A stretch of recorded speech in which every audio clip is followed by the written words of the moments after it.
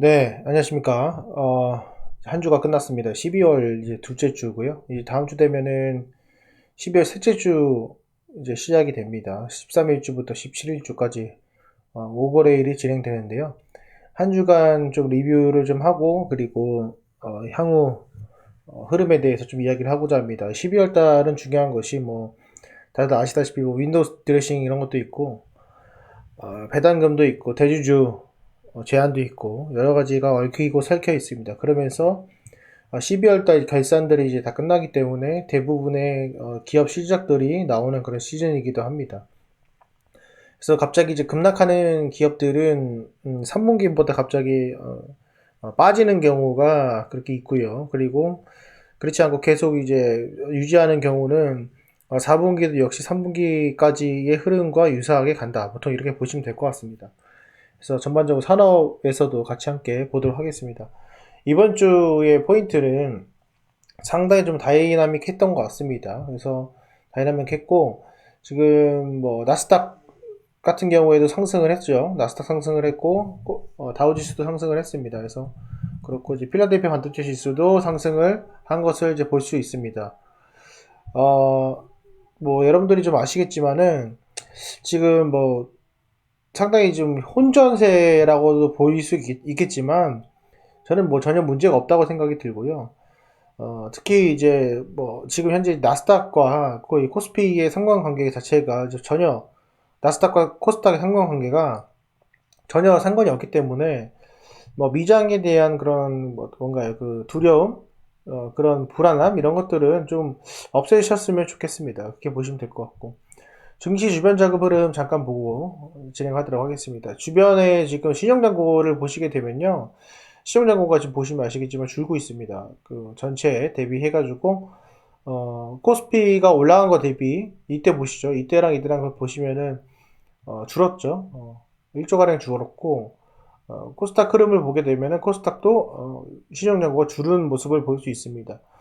그리고 회전율 같은 경우에도 36% 정도, 들어왔고 거래소 같은 경우에도 36% 정도. 예전에 30%대 초반보다는 조금 낮은 그런 상황이라고 보시면 될 것 같습니다. 환율 잠깐 보도록 하겠습니다.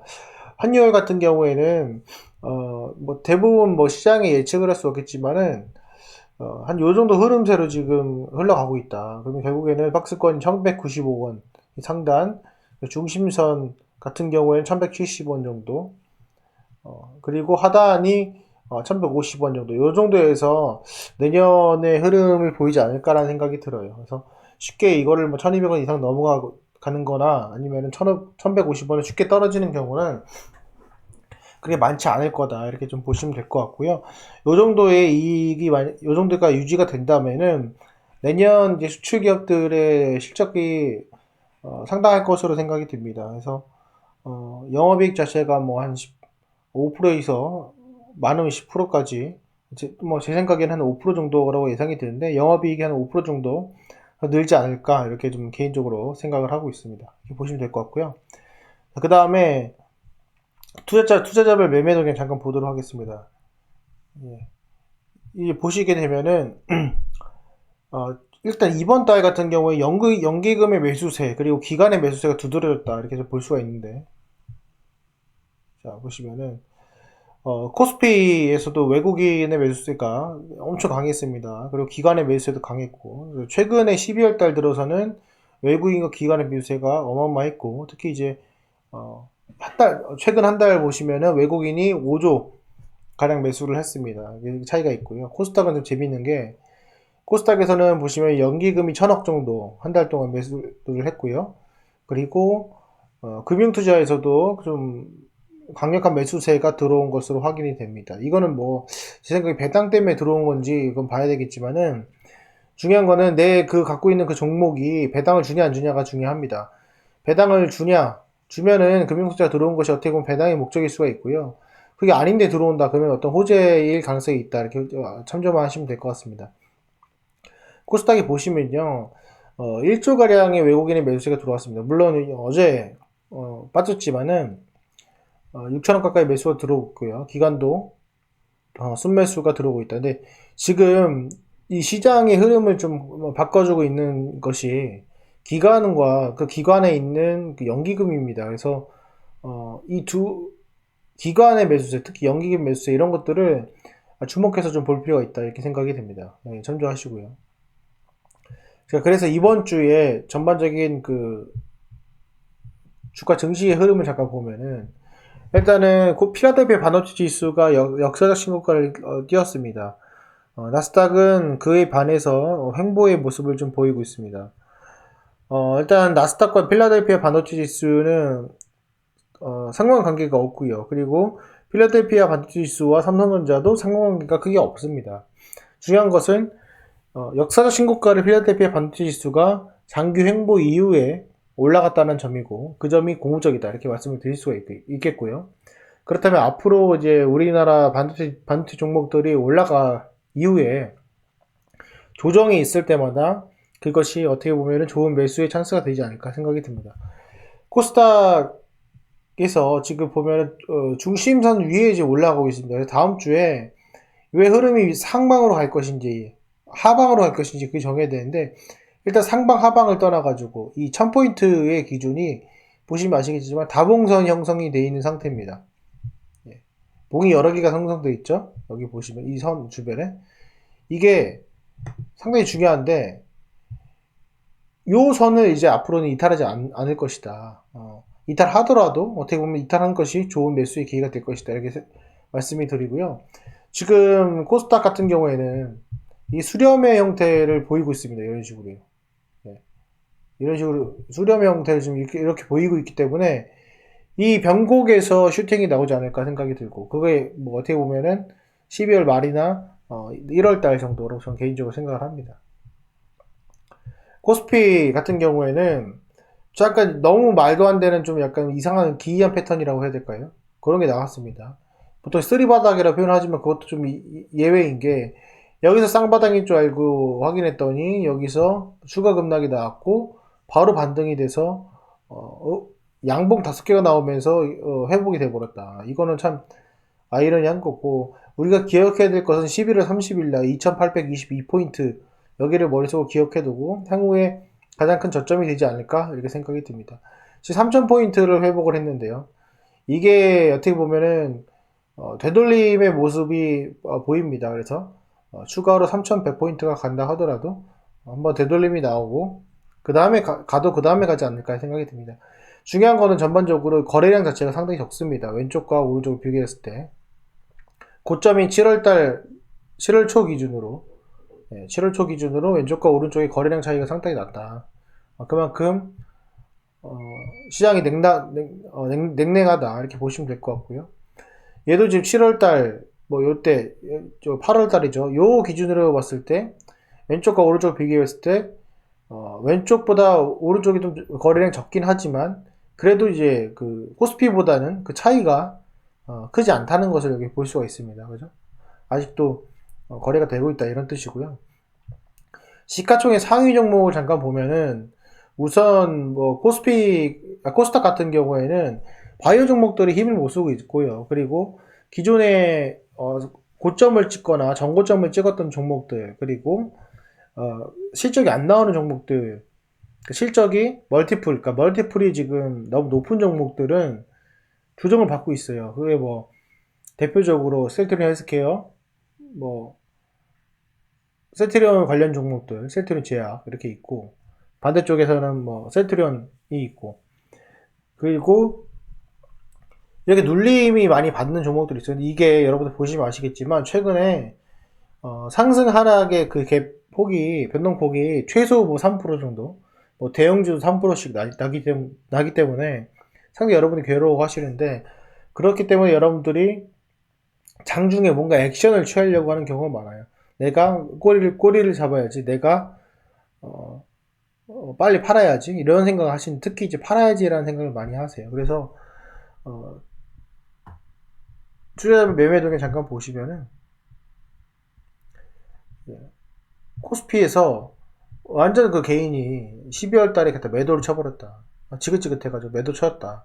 코스닥 같은 경우에도 개인이 매도를 쳤다. 이렇게 보시면 될 것 같은데, 특히 이제 코스피 종목 같은 경우에는 이게 뭐랑 연관이 또 있냐면 대주주가 있습니다. 그래서 코스피 종목들 중에서 갑자기 왜 이렇게 이 종목이 흐르냐 이런 게 있는데, 그런 것들 특징 중에 하나는 이제 대주주 요건이 있으면서 장기 투자를 하거나 우리사주로 이제 보유하고 있던 분들이 대주주 요건에 해당이 돼가지고 그게 이제 일부 정도 한 5천만 원 정도 매각을 하면서 주가를 점점 이렇게 횡보하는 그런 모습을 보이는 경우가 있어요. 그래서 거래량이 없고 배당을 주거나 또는 이제 우리사주를 갖고 있는 그런 종목들을 보시게 되면은 그런 흐름이 이제 보이고 있다 이렇게 보시면 될 것 같고, 반면에 이제 배당을 주지 않는데 기관이 강력하게 매수하는 종목들이 있어요. 그래서 그런 종목들은 주의 깊게 볼 필요가 있다. 특히 이제 최근에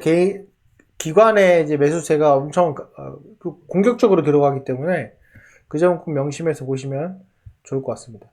자, 그리고 이제 뭐 여러분도 아시겠지만 공매도에 관련돼 가지고 좀 말씀을 드리면은 공매도는 칠 수 있습니다. 공매도 칠 수 있는데 공매도의 요건들이 여러 가지 있잖아요. 내가 공매도를 어떤 종목을 쳐야 될지. 근데 보통 일반적으로 주식수가 많은 종목들, 그리고 실적이 별로 안 나오는 종목들이 기준인데, 특히 실적이 이제 너무 누구나 봐도 적자가 나거나 내년에 뭐 턴어라운드가 안 되는 그런 기업들이 있을 거예요. 그런 기업들은 뭐 아시다시피 계속 공매도를 칩니다. 그렇기 때문에 그거는 공매도가 계속 싸움을 할 수밖에 없고요. 반면에 이제 실적이 턴어라운드 되거나 실적이 좋아지는 기업들은 쇼커버링이 들어올 수밖에 없습니다. 그 쇼커버링이 들어오는 순간 그날이 어떻게 보면 장대 양봉이 나오는 날이기 때문에 그 점은 좀 머릿속으로 생각을 해 두시고 접근을 하시면 좋을 것 같습니다. 지금 뭐 이번 달에 제가 좀 이렇게 말이 길어지는데, 요거는 제가 그 중간 광고를 빼고 하도록 하겠습니다. 예. 하나씩 보도록 하겠습니다. 지금 보시면은 기관의 순매수가 지금 중요합니다. 그 중에서 이제 연기금의 순매수. 연기금의 순매수가 이번 달만 좀 보도록 하죠. 이번 달 이렇게 보면요. 오스템 임플란트가 상당히 이제 연기금에서 많이 들어오고 있다. 그리고 DOE도 많이 들어오고 있다. 요거는 좀 특이사항 중에 하나고요. 그리고 이제 ST팜. 여기 또 특이사항 중에 하나고. 그 다음에 에코프로비엠도 꽤 들어오고 있습니다. 연기금이 들어오고 있는데, 주가는 조금 맥을 못 추고 있는 그런 모습이죠. 그리고 그렇고 한 요 정도 이렇게 좀 보면 될 것 같아요. 그래서 지금 들어오는 게 이 정도고, 그 다음 밑에 보면은 뭐 네페스, 하나마이크론, 서진시스템, 저희가 항상 뭐 잘 많이 알고 있던 것들. 그 다음에 뭐 첨보, 원익 IPS, 그죠? 월덱스, 클래시스, 리노워. 지금 보면은 저희가 리뷰 드리는 종목들 특징들이 또 뭐죠? 적어도 적자 회사는 아니고, 그리고 회사가 어느 정도 탄탄한 회사다 이렇게 보시면 될 것 같은데, 이렇게 좀 계속 들어오고 있어요. 흐름들이 이렇게 들어오고 있고, 밑으로 좀 내려가면은 이게 이 정도도 좀 많거든요. SF 반도체, 오이솔루션, 워닝 머티리얼스 이렇게 쭉 들어오고 있어요. 그래서 지금 전반적으로 한 달 동안은 반도체 비메모리 종목들 개별주다 계속 제가 말씀을 드립니다. 그거 집중해서 보실 필요가 있고요. 기관에서도 좀 이렇게 보면은, 기관에서도 이제 그 제조업이에요. 제조업의 소재 관련 종목들이 주된 매수의 타겟이다. 해서 그 기관이 어차피 그 연기금이 그 안에 있기 때문에 같은 흐름을 좀 보여주고 있다. 이렇게 좀 보시면 될 것 같습니다. 그래서 전반적으로 코스닥은 반도체 비메모리 종목들, 개별 종목들, 5G 종목들 이렇게 들어오고 있다. 이렇게 보시면 될 것 같습니다. 코스피 같은 경우에는 일단은 뭐 혼조세라고 좀 볼 수 있어요. 그래서 그 중에서도 과대낙폭 종목들, 특히 이제 LG생활건강이 눈에 들어오고요. 그리고 기존에 있던 종목들이 밑으로 조정을 받으면서 방어 차원에서 들어오는 것으로 좀 확인이 됩니다. 그래서 주가가 어느 정도 떨어졌을 때 들어오는 그런 모습을 보이고 있다. 그러니까 즉 제가 판단했을 때는 지금 12월 달에 기관의 어떤 전략은 뭐 실리 중시의 전략을 취하지 않았나 이렇게 생각이 듭니다. 어쨌건 간에 우리가 좀 뭐 알아야 될 점은 몇 가지가 있는데요. 뭐 주식이 올라갈 때도 있고 내려갈 때도 있고 그렇습니다. 제가 뭐 아무리 리뷰를 드린다고 하더라도 그 예측을 하긴 힘들죠. 하지만은 우리가 대응이 있냐가 가장 중요합니다. 지금 상태에서 내가 주가 지수가 10%가 떨어졌을 때, 10%가 올랐을 때, 우리는 어떻게 할 것이냐. 어, 내가 지금 출근하고 있는데, 여기저기서 안 좋은 뉴스들이 계속 나올 때, 우리는 버틸 수 있는 결단력이 있느냐, 인내심이 중요하냐, 그게 가장 중요하다, 저는 생각이 들고요. 제가 항상 말씀드리는 거지만은, 우리가 플렉서빌리티를 항상 갖자. 우리가 너무 그 유연하지 못하다. 사고에 대한 유연성이 못하다. 예를 들어서 너 말도 안 되게 무슨 뭐 상상을 하거나 뭐 적자 기업이 흑자로 돼가지고 대박이 나거나 아니면은 뭐 약이 개발돼가지고 뭐 초대박이 나거나 이런 그런 그 유연성이 아니라 여러 방면에서 내가 기술적 분석이면 기술적 분석 아니면은 기본적 분석이면 기본적 분석 아니면 내가 바이오를 하다가도 철강 회사를 할 수 있어야 되고요. 그리고 내가 반도체를 하다가도 제조업에서 소비재를 할 수도 있어야 됩니다. 그렇기 때문에 주식을 여러분들 아시는지 모르겠지만은 최고의 그 월가의 주식 투자자 피터 린치 같은 경우에도 뭐 엄청나게 대단한 거 갖다가 돈을 많이 번 게 아니에요. 그 사람이 많이 번 것 중에 하나가 던킨 도너츠입니다. 간단합니다. 하락장에서 사람들은 도너츠를 먹을 것이다. 경기가 좋지 않아도 도너츠는 더 잘 팔릴 것이다. 이런 단순한 생각에서 시작을 했거든요.